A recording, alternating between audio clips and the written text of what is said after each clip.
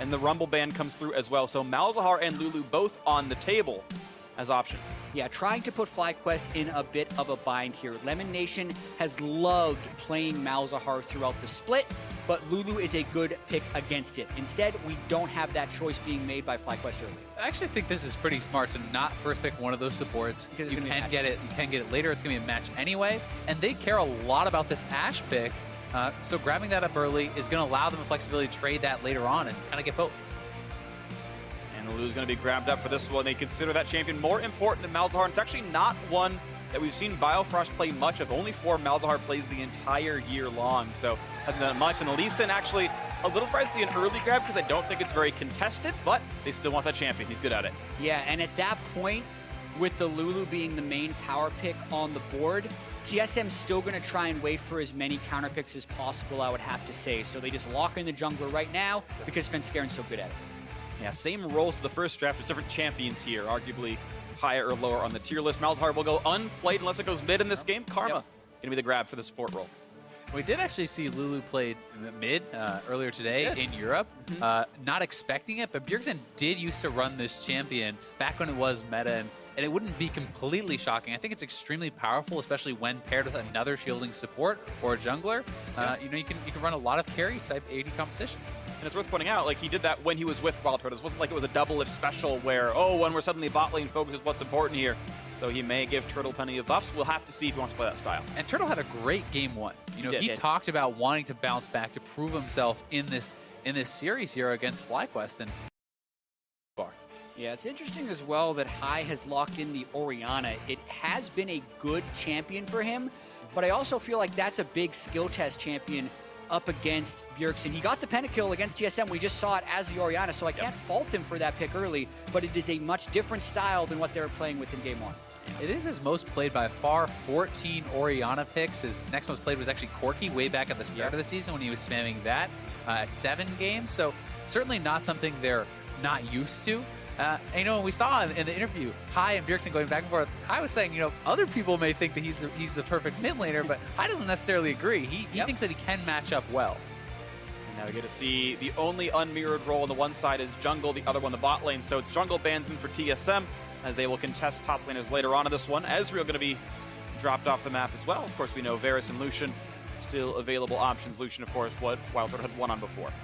I've felt recently like AD carry bans, unless it's a super pocket pick or someone's amazing at a specific champion, feel less and less valuable because there's just so many AD carries that are prioritized differently by different teams, work extremely well. You see everything from Caitlyn to Ezreal to Ashe to Varus all being first picked at times. Yeah, and unless you can completely eliminate the lower mobility carries against something like Orianna Ashe, I don't see the most value in doing it, but Ezreal best in class as far as mobility and ability to dodge things like Ashe Arrow and Shockwave, so that's why I'd understand that pick. And we'll see, maybe Flyquest going to look for some heavy pressure in the bot lane. Lucian going to be dropped off the table as well. Now, I wouldn't call Ezreal lane dominant, but Lucian certainly can be, and it means he's going to play that more reserved. It's interesting, Varus is arguably a stronger laner in terms of being always able to split. Less of a bully, to be fair, but it might allow Flyquest to go for hard pressure. I think Karma does outlane Lulu. Yeah, I'd want to see Caitlyn here, actually, because I feel like this does play into Flyquest ban strategy. Varus is absolutely something that can get picked off by Flyquest CC here.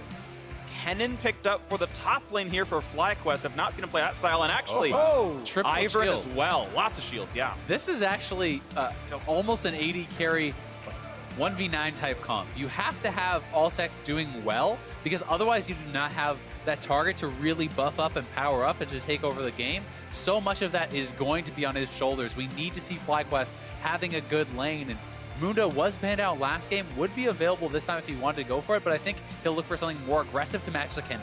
Wow. The Renekton for the matchup. Blind pick Kennen into Renekton top lane here for Haunter. Gonna be a fun one.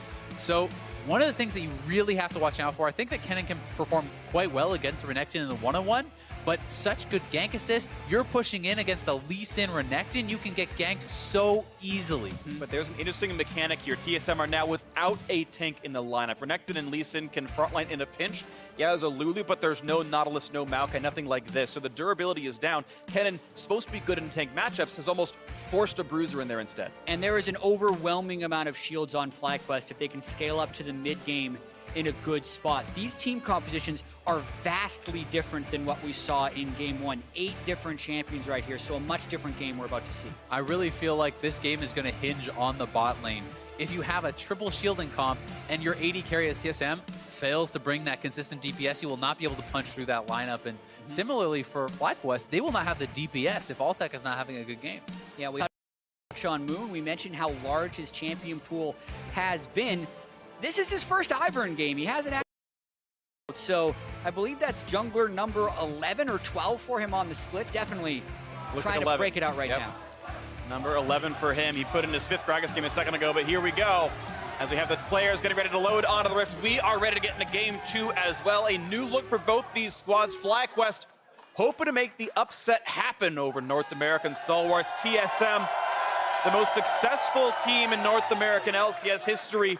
Heck, in North American League of Legends history, not even the LCS withstanding. Versus Flyquest, hoping to make it back in to the big stage here in the finals.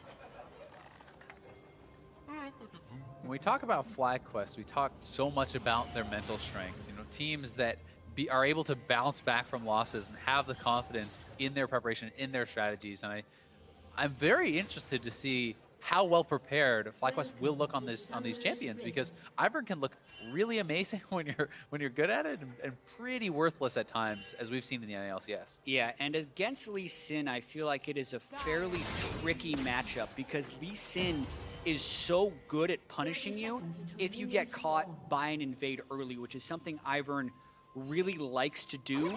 On top of that, you have this Flyquest team who has the potential to put their lanes early. So the early game with the Ivern will be very pivotal. And I think that is why Flyquest is putting so much emphasis on this 3-man move up, getting a ward to allow them some intel on where the Lee Sin is starting, where he could be, so Moon can better react to that and avoid those early invades. Minions have spawned.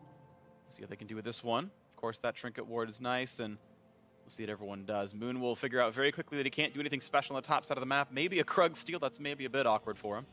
Yeah, it's also not bad to do what Inori did last week on Ivern, where you're actually just full clearing your own jungle. That's not actually the path that Moon is starting for right here.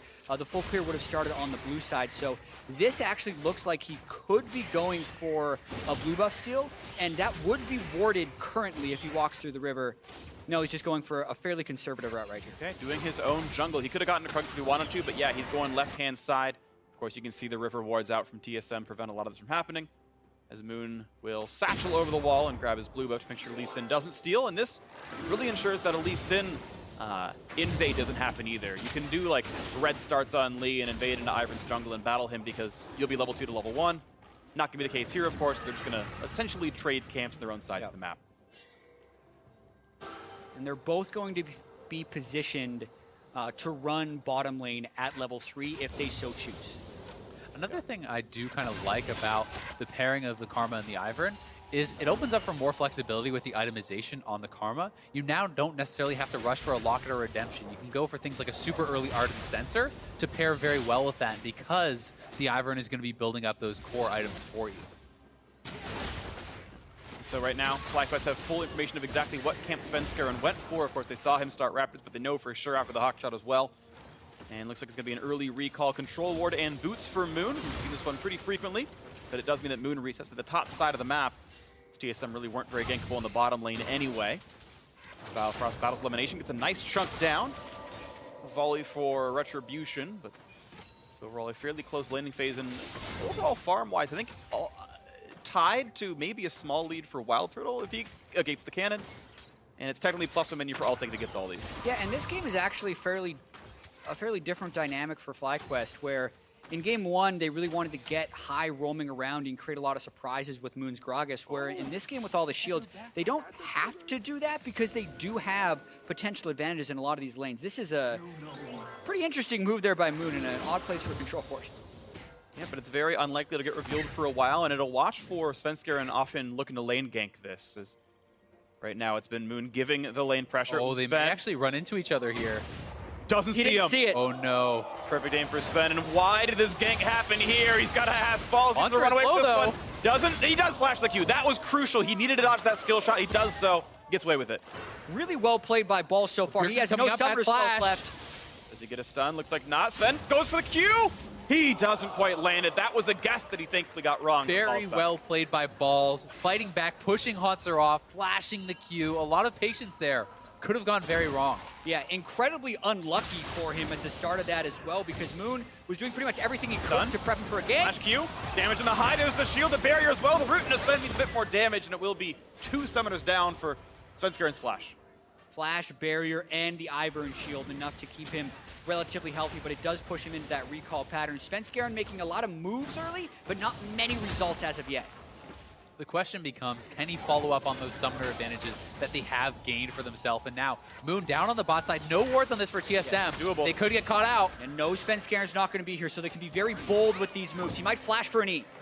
Does he get the slow one to both? He does. Now the root can be on either one. Finds Wild Turtle. Ignite is on. Heal's not going to mean much. They have the damage, the flash, the follow, the kill. First blood on the Moon yet again. Flyquest find it.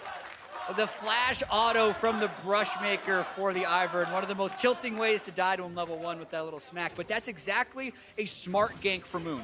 It's a low damage, high utility gank, but when they know that Svenskeren's not going to be there, they're able to burn those flashes aggressively. And we have a quick silent report from Kevin Flowers, this time with the Flyquest coach Think card. Thank you very much, guys. I did get a chance to talk to Think Card, kind of about how Flyquest was doing heading into game number 2. He said that this is a team of veterans. They're very comfortable in this position. Obviously, nobody wants to start off a game down in the series, but these are some guys that know exactly how to tackle those kinds of situations, thinking they're going to be just fine in this one. Going into the second match, they wanted to make sure that they were focusing a little bit more on keeping that bottom lane protected, keeping that in good shape.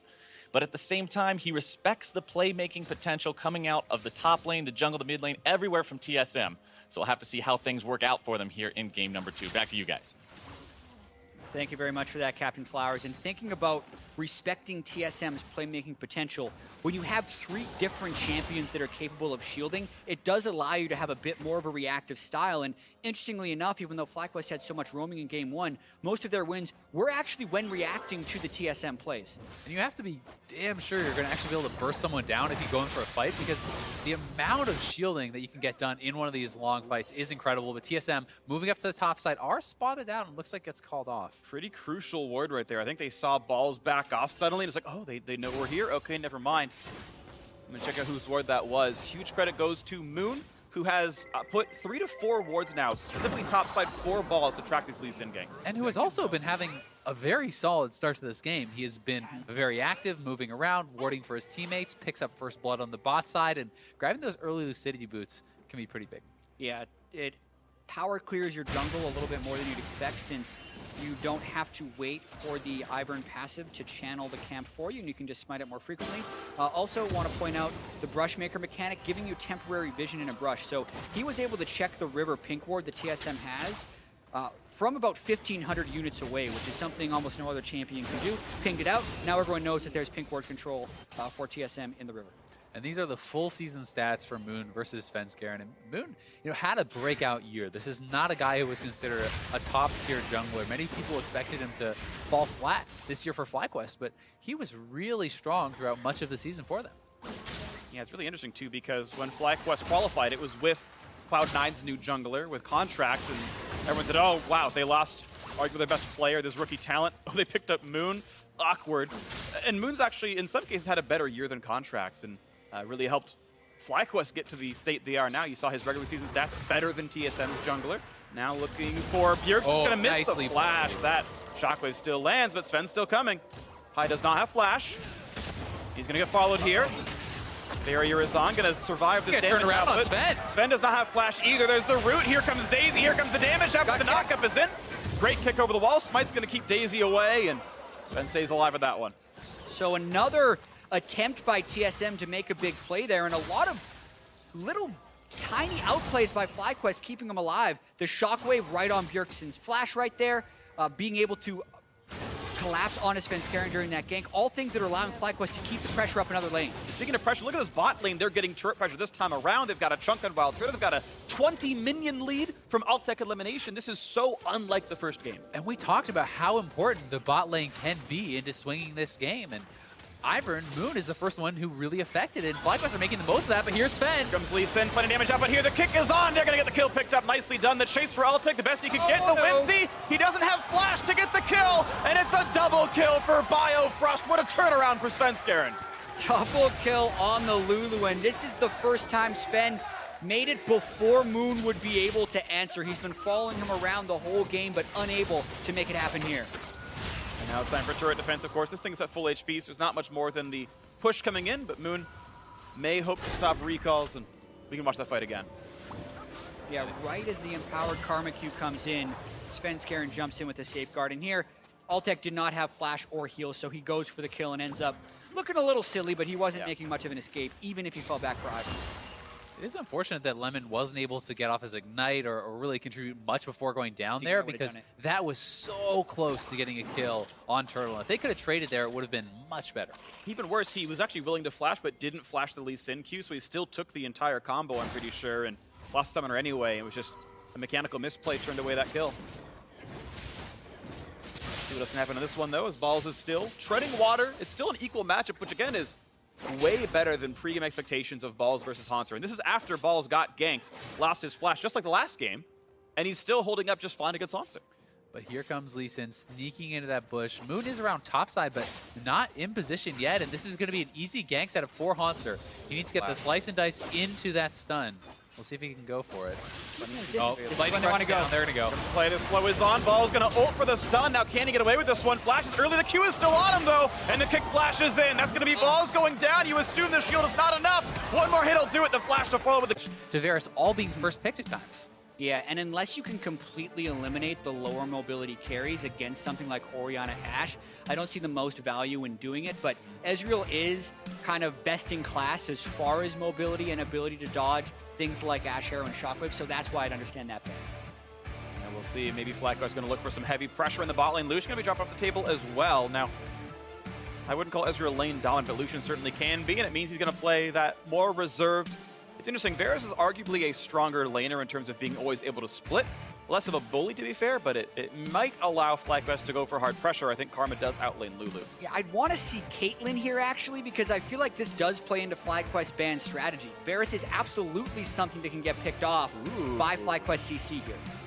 Kennen picked up for the top lane here for Flyquest. I've not seen him play that style, and actually, Triple Ivern shield as well. Lots of shields, yeah. This is actually almost an AD carry 1v9 type comp. You have to have Altec doing well, because otherwise you do not have that target to really buff up and power up and to take over the game. So much of that is going to be on his shoulders. We need to see Flyquest having a good lane, and Mundo was banned out last game, would be available this time if he wanted to go for it, but I think he'll look for something more aggressive to match the Kennen. Wow. The Renekton for the matchup. Blind pick Kennen into Renekton top lane here for Haunter. Gonna be a fun one. So one of the things that you really have to watch out for, I think that Kennen can perform quite well against Renekton in the one-on-one, but such good gank assist. Your Q lands anyway, and Svenskeren gets that kill. Nicely done. TSM open up that top lane. Nicely done to trade back that turret on the bot side, though. That is first turret going down in the 2v2 for Altec and Lemon Nation, despite getting double killed. So they are holding strong for the team, and the gold is still in their advantage. Yeah, making an aggressive play on the other side of the map while contention is happening in the top side. That fight itself, though, Balls was a little bit too greedy with that Lightning Rush. There's no reason to Lightning Rush there when everyone is missing, and it was the clear go-ahead for TSM to get that kill. Yeah, he just wanted that faster wave clear, but it's a high price to pay. It's a big risk, and he's going an extremely defensive build, but here's Sven on the side looking for a kick-in on high. Luna High does not have ulti, going to damage across into the stun elimination. He's going to take the assassination from Bjergsen, and here comes the Haunter, but chunked down to 500 HP, and out goes Haunter. Yeah, at the moment, TSM is getting enough burst damage to cut through these shields because none of the shields have actually scaled up in a meaningful way. A nice teleport. Oh, can they turn it? They Ashe Arrow Svenskeren every single game it seems. This time around, he's able to jump away. Haunter wants in, gets the kill picked up, nearly in range for Altec as well. And a kill in the tower die of 5 men strong. Nicely played. High is zoom and is still sticking around as Balls comes in, but very close there for Flyquest. Yeah, 5 men strong trying to push into that turret. Flyquest could not hold it with 3, but tried to. TSM, when they do get the advantage, have been very decisive about trying to push it. That turret dive, an example. We'll see if they can keep this one going. The game now 500 gold in the lead for TSM, and only because of these kills, though. A lot of the laning phases have gone well for Flyquest. That first turret gold influential as well. Quick ward hop away, Svenskeren pops out. I'm kind of surprised, honestly, a little bit by the build here from Balls. It's so defensive with the Joram's Fist and the Ninja Tabby. He's not building towards a Bork, and it feels like he's not really going to have much of a split push edge. But here's the play again. It's Wild Turtle, actually, with the Flash Ultimate on the side, setting up for the easy kill and elimination for Bjergsen. So nice initiation came from him. Yeah, and the initiation was fairly synced with Hanser's teleport, which ended up being fairly low impact. But then you can see high low on mana, Altec also quite low. The Lulu ult still holding for Svenskeren, which turns around this kill attempt pretty easily for Flyquest. Or for TSM. Yeah, for TSM, but against Flyquest, absolutely. Yeah. TSM able to get control of their own blue buff here. Control ward fight in the bottom river for Flyquest, getting that one back, and they are continuing to somewhat ARAM here for this one, trying to knock down this turret. It is taking a few licks, but it's still at 2/3, and here comes Svenskeren. Do the teammates show up in time? Balls and Hans are both missing TP, so it's a 4v4. And the disengage is easy enough. One thing I will say when you're playing against these shield comps, you really do need cooldowns for TSM to actually fight. So I think if you can force the fight immediately again after a lot of those are down from TSM, it can be a lot tougher because you have to instantly burst people down or the shields will outlast you in the fight. Yep. And that's a lot of why Flyquest is staying together as well, of course, is you put the shields all together. You've got Windspeaker's Blessing on 2 of them. The stats will be there. And you can survive through all this. Nice steal by Sven. Gonna dodge the root as well. Balls is in. Goes for the stun, lands that, hits the satchel. No, it's gonna be kicked back by Sven. And Balls, I think, was still in E, so his auto attack wasn't available. He could turn that off and get the auto, didn't get it to happen. I think that's a misplay. Balls probably could have gotten that one to go better, but Sven gets away with it. Yeah, also Svenskeren very comfortable on this champion. Of course. If he's had an issue getting killed in the enemy jungle, it's less likely to happen on Lee Sin because he has so many tools to use for an escape. Here's the attempt for mid lane outer, gonna happen. TSM the first turret kill the game. 3-man shotgun though. Is it gonna mean a little bit more? Elimination lands only a small soul flare, and it's gonna be the easy disengage. TSM make that happen in the mid lane. Yeah, the follow-up isn't there. Altec's in the bot side. Balls does not have his ultimate, so he can't really go aggressive into them. Still a nice little shockwave. May net them some pressure in mid lane. Yeah, it's a lot of pressure, but that is a rank 1 shockwave from someone who hasn't necessarily completed the Morellonomicon or the big damage items yet. So that's the type of play Flyquest will want in the late game, because with how TSM is going to be lacking a lot of tankiness, that could end up being a triple kill later, but in this current situation, it just pushes them back off the mid lane and opens up room for a trade. For Flyquest, old habits die hard. Cloud Drake flowing through their veins, and we'll see if the rotations matter much for them. Monster still continues to pressure in this top side. He's somewhat squishy build, going with that early Tiamat. Means extra attack damage, means this turret's going to take some pretty significant punishment.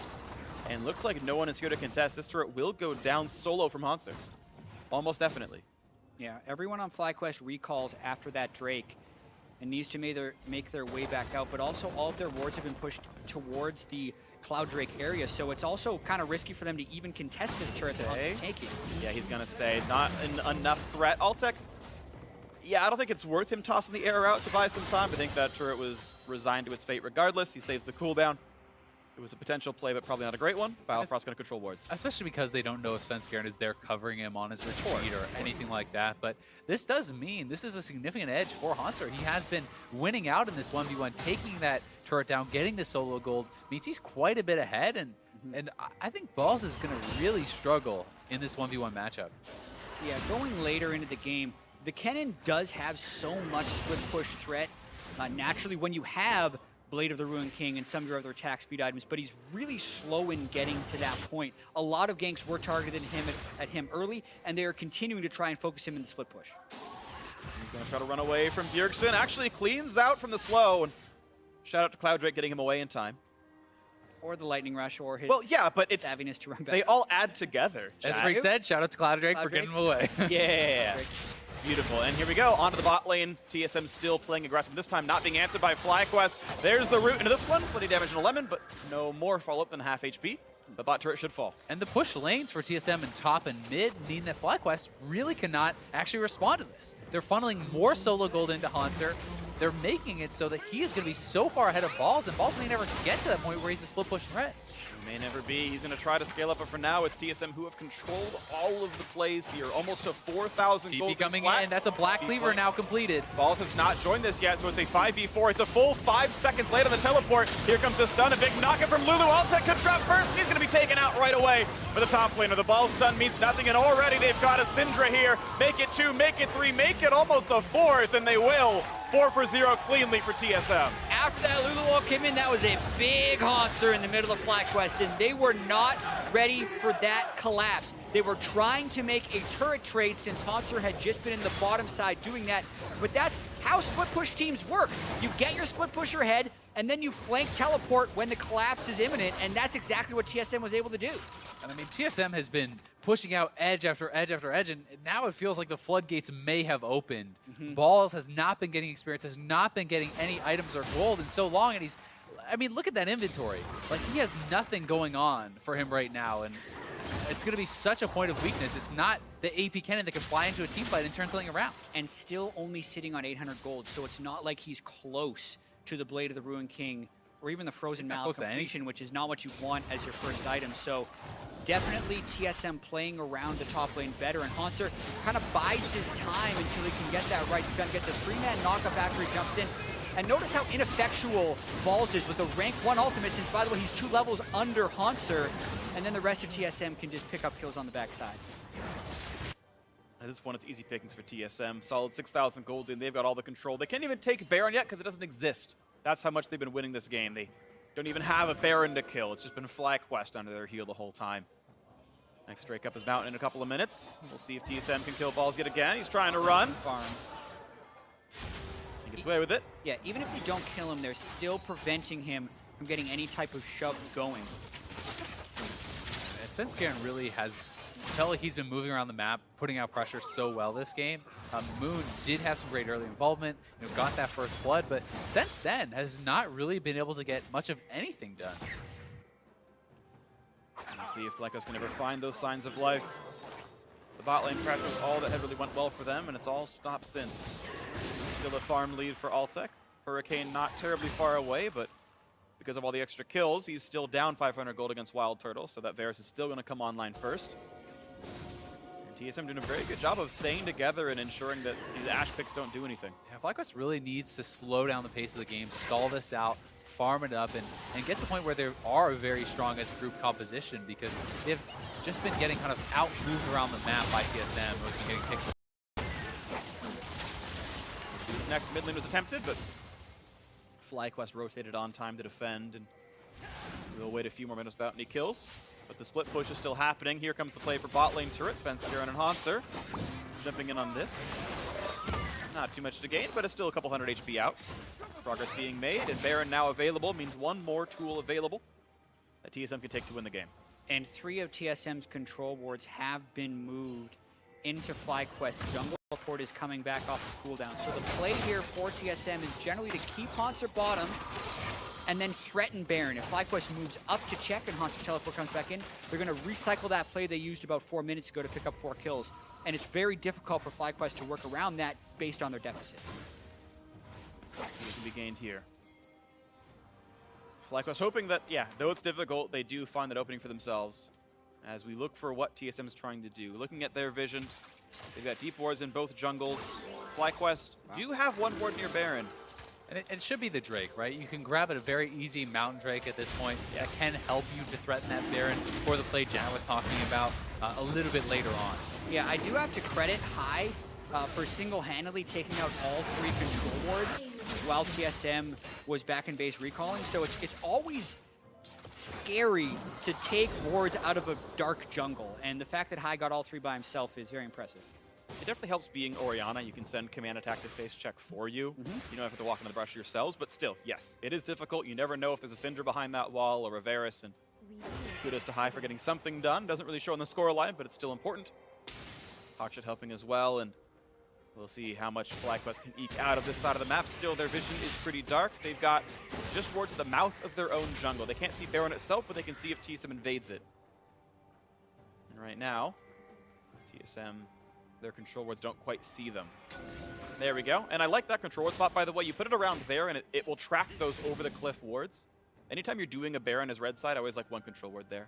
Yeah, I think the 3 spots you really want, one in the pit, one in the pixel brush, one there, that gives you full coverage around that Baron pit, and really does force out hawk shots and blue trinkets and stuff pretty regularly. Really getting away from the cube at Hans. Ooh, yeah, that's gonna be Spencer with the kick flash and instant deletion. Are you sure? Yes. Deleted off the face of the map there. Oh, wow. I keep calling him Haunter. I don't know why, but Svenskeren. Shockwave stays alive. He's gonna be all right. And just the pick potential coming in huge right now. 2 kills on everyone from TSM, so nice kill distribution on them. And they're not even going for Baron as of yet because they're still creating so many picks, and they're playing around Haunter for the most part. Arrow tried to go mid lane for a pick. They actually found Wild Turtle with it, but just really snakes away and plenty of damage back on Altec. Still, the better trade came for Flyquest, but yeah, Turtle low. Health-wise, the better trade came for Flyquest, but the turret was taken down bottom by TSM. Exactly. Sorry, I misspoke. Well, successful play. Apologies. But yeah, successful play. TSM getting another turret. This one 4-1 in that score line. Flyquest maybe with the temporary health lead can look for control. They haven't gotten much vision to show for it. Hans are still pressing against Ball's 2-level lead maintained. Balls can only wave clear. That Ruin King still not yet done. But he has the money to combine it, so when he gets back to base, he'll have finally his first item power spike. Yeah, it's just so late that it feels like he's never going to catch up to Hanser, who is on 2 items, who is incredibly powerful, and who's going to be, honestly, more of a team fight threat and more of a split push threat. Totally agree. I think Hanser is being a good surrogate frontline tank. It's early enough that the real damage items aren't in yet, and Lulu helps with that, and so that's the case we're in, where Hanser is durable enough despite only having hybrid tank items, the Juggernaut items here. And I think a lot of that comes from how much disruption is actually caused by this Renekton. When he goes into a fight, you have to show so much respect to his damage that the team scatters, and you're not able to actually focus him down as you would like to. Let's see if they can do it. Double Rune King could help. Nice stun on Altec. Will they go for the play? Bjergsen not quite going to. He pulled aggro. But Altec is almost dead. Nice stun into Wild Turtle. Cleanses it away. Stays alive. Actually, that was... Yeah, very early Mikhail's built up by Biofrost, so instead of going Redemption or Locket, he goes Mikhail, since that is kind of Flyquest's way back into the game. This is a situation where I really like it this early. I think it's super smart, you know, especially since your mid laner also doesn't have cleanse. This is kind of bringing that summoner for them, but nice shockwave, Turtle is low, but he's not going to die. High is, though. And now it chases in for elimination. Can he make this happen? Not going to land this slow, and out goes TSM, just barely surviving the encounter. That's the incredibly close, and that's the goal lead exactly. The Ludens isn't completed by High.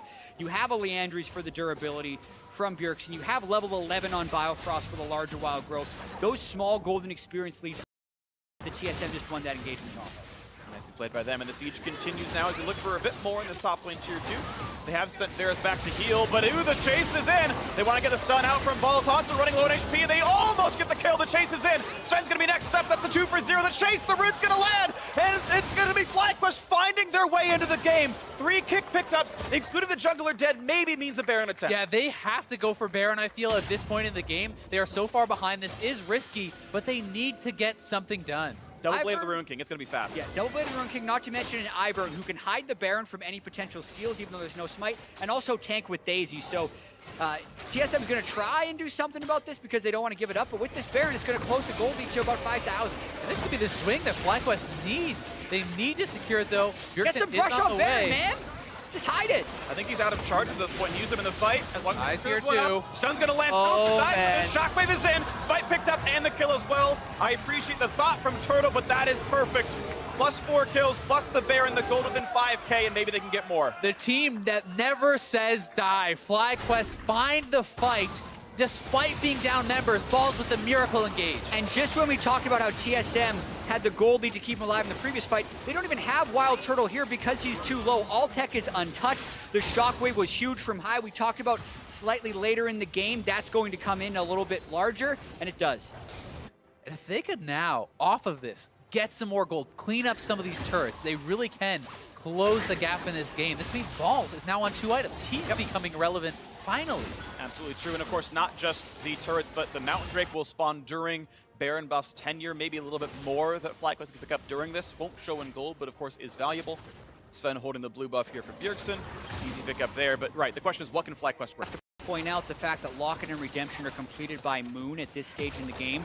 The Mikhails was good on Biofrost to prevent the Ash Arrow picks, but the team fight effectiveness of those giant AoE effects from Redemption and Locket should not be understated. So Flyquest very much in this game if they can get a good shockwave and a good team fight. And as more and more of these supportive items come in to buff up Altec, who's now on 3 items at a very strong point, he can become a powerhouse if we see things like Knight's Vow and these sort of items built up for him. It'd be tough to take him down. 191 attack damage, 60% crit chance. They're ranking on him here Flyquest as well. wants to potentially take this fight. They're sending in Daisy for the face check. TSM actually able to steal away the Drake is nicely played. Daisy gonna lose the duel with Svenskeren. A cupcake running. Yeah, well, we do have to point out that Flyquest is still down a substantial amount of gold, so they're trying to push the tempo here, but it's risky. And Haunter's waiting in for base. CP, This is going to be TSM going for a fight potentially. They They look don't for the have play. a good ward though, so that's the major thing. Is Flyquest did a good job of controlling side brush vision with their pinks on either side before they push up for that. So doing their due diligence denies Haunter a TP flank. Smart little play from Flyquest.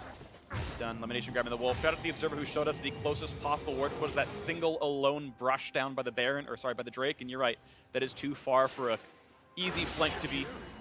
I gonna grab a blue. Feels good for him. And this game Feels great. was very close to being over for Flyquest. They were down around 10,000 gold during that bottom lane fight. But when you look at the way these team compositions interact now, we mentioned TSM doesn't have that solo front line, and even though Flyquest doesn't have that, they have the tanks to kind of create one, or the shields to kind of create one. So if they keep Altec alive with all of those shields, It's one of the craziest things about Flyquest is on paper it never feels like they should win, be it gold, be it stats, be it the composition, but they find ways in because they commit to call so well as a team. They are not risk averse whatsoever. They always go for the winning play as opposed to playing to not lose. Yep.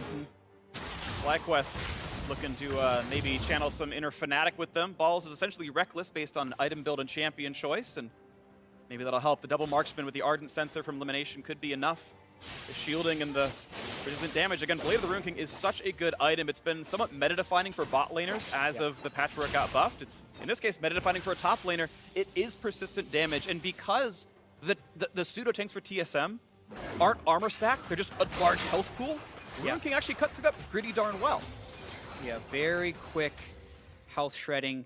The Ardent Sensor comes in for them in this early because they have the Ivern and they already have access to the Locket and the Redemption. Ooh. He's fine. They wanted Bjergsen there.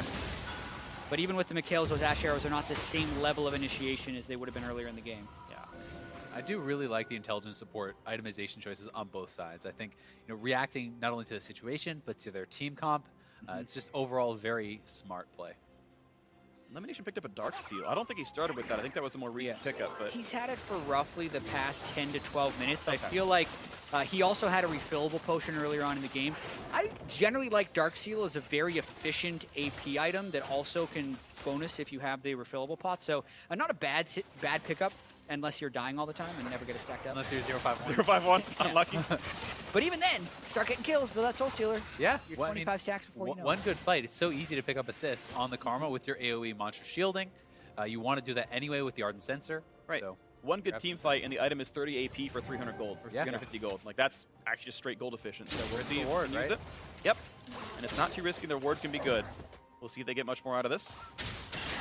Yeah, and looking about 31 minutes into the game right here, it's also worth pointing out that Flyquest and TSM were two of the fastest teams to close out games during the split. Oftentimes for Flyquest, it's because they're fast winning, and also, as you mentioned, they'd rather try and make a play than lose slowly, so that naturally led to shorter game times. But kind of as we saw from game one as well, usually when TSM gets a large lead, they close out the game very quickly.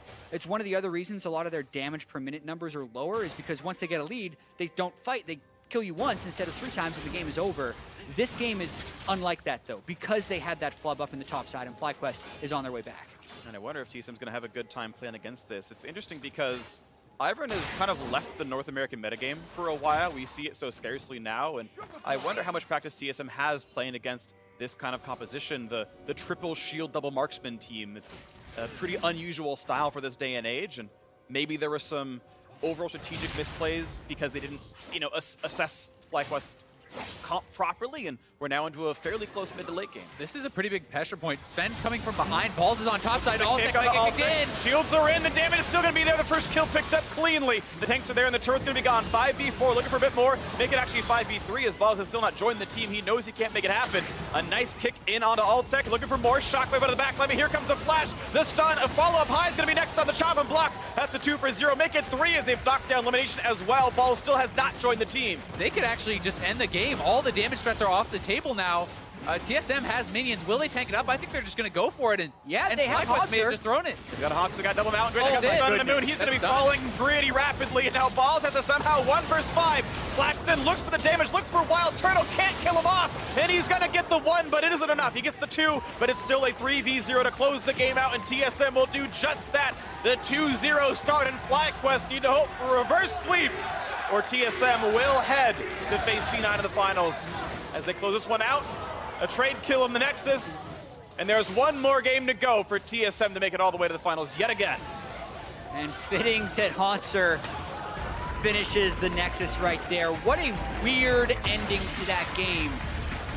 And a gut-punching way to lose for Flyquest, because they were on the comeback trail until they get absolutely obliterated by that odd-numbered turret dive by TSM. Altec, the guy who can't get caught out, gets caught out, and then TSM, from that point, executed everything they needed to do to close the game. I mean, honestly, I don't understand why they're even trying to defend a tier 2 turret with under 10% health, with Balls not there, no vision in their jungle, because TSM had full vision control on that side. Yeah. Sven pulls off an easy flank, and if Altec dies, the game ends, and that's exactly what happens. I think it's a very disappointing end for Flyquest. Yeah, because even if you think about it strategically, you're already down a little bit in gold. Yes, you're making the comeback. Trade turrets until they're getting to your inhibitor turrets, because in that situation, they had the cannon in the side lane able to push. So I'm going to be interested to see the analyst test break that one down again, because that